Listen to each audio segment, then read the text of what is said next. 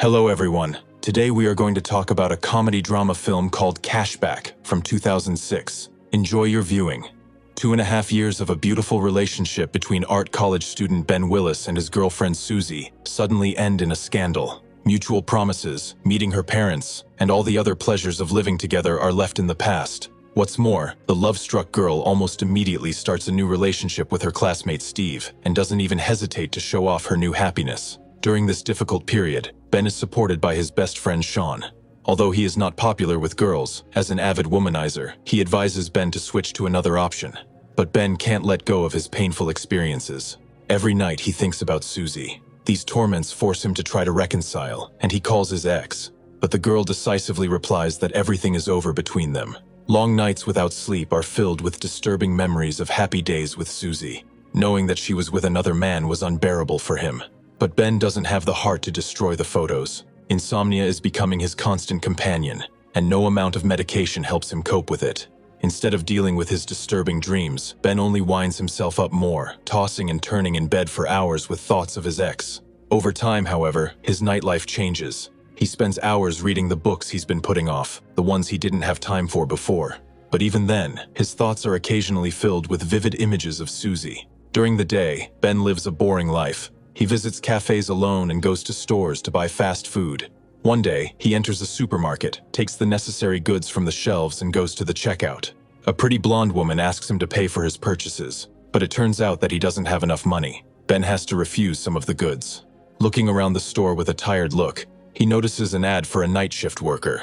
The young man, who needs something to fill the extra 8 hours of his life, immediately goes to fill out a questionnaire and comes for an interview with the senior manager, the optimistic but slightly unpleasant Alan. He gladly hires him, telling him about the great career prospects in this organization. Without delay, Ben takes up his duties, transporting goods, cleaning up spilled milk on the floor, and constantly watching with an artistic eye the beautiful shoppers who appear in the supermarket at night. One of them is Sharon, the checkout girl he met on his first night. Because of her tardiness, she has to put up with Jenkins's bad behavior. The manager gives her and Ben no rest, making sure that the boy fulfills all his duties. In addition to Sharon and Ben, the supermarket also employs a smug Barry on the night shift. He rides a scooter between the shelves, pretending to be a stuntman. Another hardcore scooterer in the company is Matt, a good friend of Barry's. Together, they are constantly making inappropriate jokes, for which they are reprimanded by the vigilant Alan. 2 weeks have passed since Ben started working at the supermarket on the night shift. Suddenly, he discovers that he has the ability to control time, or rather, to stop it. The whole world around him stops in an instant, as if it were on pause. Employees and customers of the store freeze in random poses. The suffering artist comes up with a brilliant idea. He uses the frozen girls as ideas for his drawings. The customers leave him with the same vivid impression as a student from Sweden who once lived in his parents' house when he was little, and for the first time was able to appreciate the beauty of the female body. Ben spends long hours in this state, working on sketches. When the drawings are finished, Ben neatly tidies up the girls and doesn't miss the opportunity to make a little joke about Jenkins, who continues to mistreat Sharon. Then the guy starts time with a snap of his fingers. His best childhood friend, Sean, visits Ben in his dorm room every morning, wanting to help and support him. Sean offers to discuss Ben's anxieties, but he stubbornly refuses, hiding the fact that he still suffers from painful memories. Work at the supermarket goes on as usual. One night, a strange new employee, Brian, joins the team. The guy is skillful with a mop, demonstrating martial arts skills. The newcomer immediately attracts the attention of the local jokers, especially Matt, who does not hesitate to challenge him to a duel. Unexpectedly for him, the cheeky guy gets what he deserves. Ben meets Sharon in the locker room, who is becoming increasingly interested in him. The girl is about to leave when she notices a sandwich in her co-worker's hand. Hungry, she asks to take a bite. Ben allows her to do so, and watches in fascination as she slowly disappears from the locker room in high heels. A sudden sadness over Sharon's departure overwhelms Ben. As he wanders thoughtfully between the racks, he is suddenly hit by a package of toilet paper that is dropped on his head. It's a prank by his inseparable friends Barry and Matt. From them, Ben learns that Matt has asked Sharon out on a date, and she has accepted, which gives Matt hope to continue the evening at his home. Wandering thoughtfully down memory lane, Ben recalls his youthful crushes. One of them was an 18-year-old slender track and field athlete who ran the Olympic distance barefoot.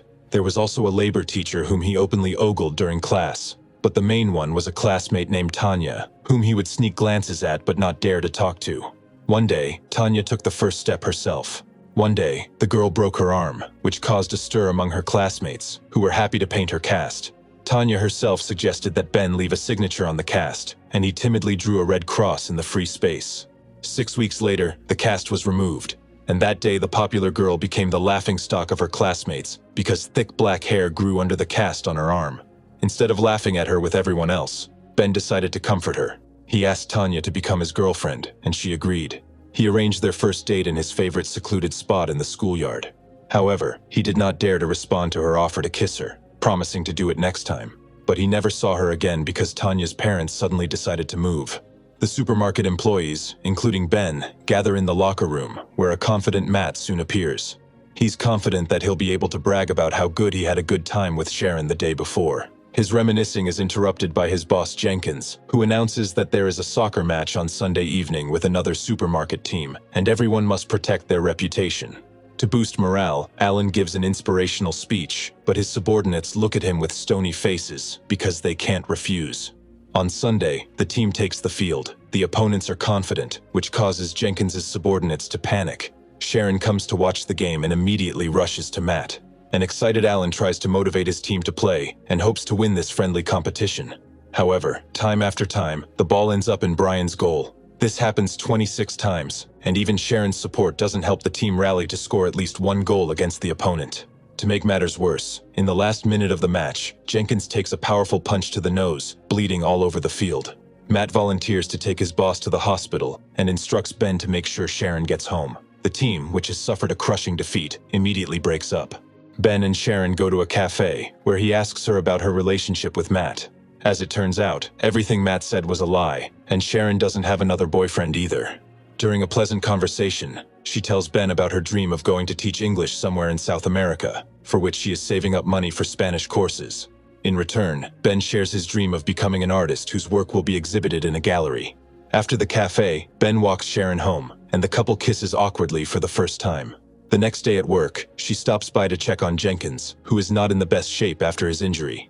However, he assures her that he is feeling great and invites Sharon and other employees to his birthday party on Saturday.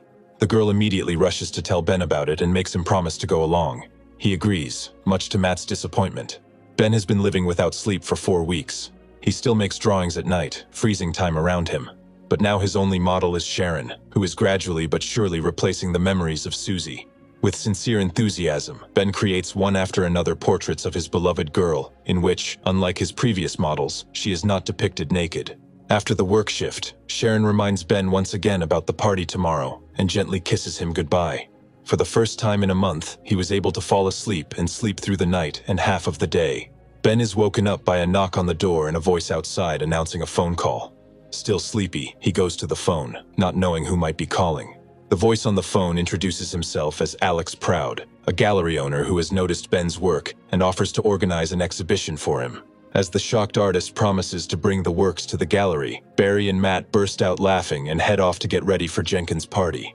As agreed, Ben shows up at Sharon's doorstep. He immediately informs the charming girl of an important event, a long-awaited offer to organize an exhibition of his work. In a great mood, the couple goes to the party, looking for familiar faces among the guests. Ben finds his friend Sean, whom he invited, and unexpectedly spots his ex-girlfriend Susie, who immediately comes up to him to say hello. After striking up a conversation, Ben casually leaves Susie and goes to have fun with Sharon. They have a great time watching the guest girl dance nakedly. Ben briefly leaves his friend to go up to the restroom, where he encounters a long line. He is next in line when Susie suddenly comes out of the bathroom. She again timidly starts a conversation with Ben, recalling their feelings and lost love. She apologizes and admits that she still can't forget Ben.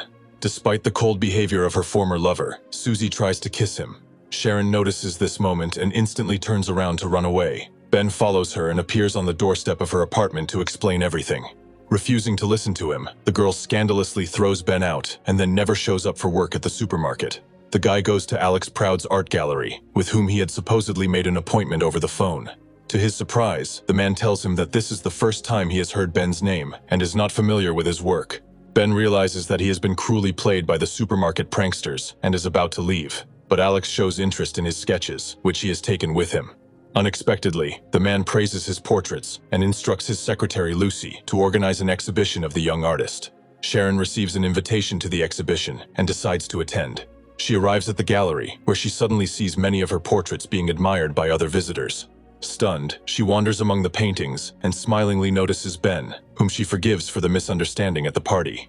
At this time, the first snowflakes are falling outside the window, and Ben decides to tell his beloved his secret. By kissing her, he stops time for both of them. If you have watched the video so far, you should know that I am happy to have viewers like you. Thank you for watching to the end. Subscribe to the channel and follow the news. Klonsak Recapped was with you. See you soon.